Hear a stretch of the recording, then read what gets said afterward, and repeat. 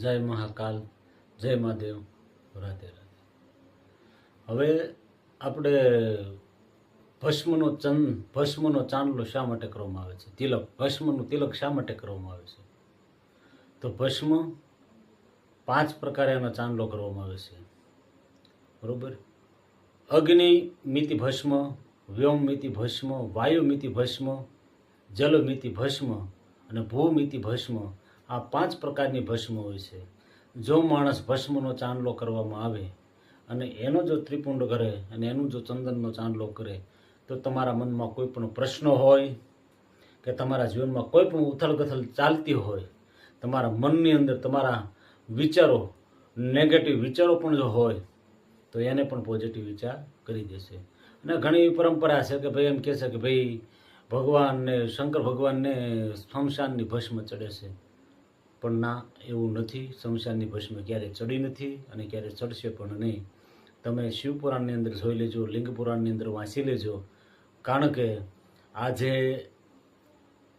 જે હું વાત કરી રહ્યો છું એ જે મહાકાલની જે આરતી થાય છે, ત્યાંના જે રાતની જે પૂજા થાય છે, એ લોકો એ રીતનું કીધું કે ભાઈ શમશાનની ભસ્મ નહીં, પણ અમે મંત્રોચ્ચાર દ્વારા એક જગ્યા નક્કી કરવામાં આવી છે. એ જગ્યાની અંદર, અહીંયા મંદિરની અંદર એક જગ્યા છે, જગ્યાની અંદર ઔષધિ, અડાયા ચાણા, એ બધું વ્યવસ્થિત અને સુગંધિત દ્રવ્યોથી અમે જે ભસ્મ પાડીએ છીએ એ ભસ્મની આરતી અમે મહાકાલને કરીએ છીએ.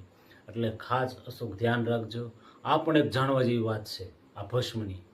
કારણ કે ઘણા કહેતા હોય છે ભાઈ તો શમશાનવાસી છે, શમશાન, આવી બધી વસ્તુ સાચી, પણ શમશાનની ભસ્મ એને ચોળતા નથી. આ વૈદિક ભસ્મથી પણ અત્યારે આરતી થાય છે. આ શિવપુરાણનું મહત્વ છે અને શિવપુરાણની અંદર કીધેલું છે. શિવપુરાણ તમે વાંચી લેજો.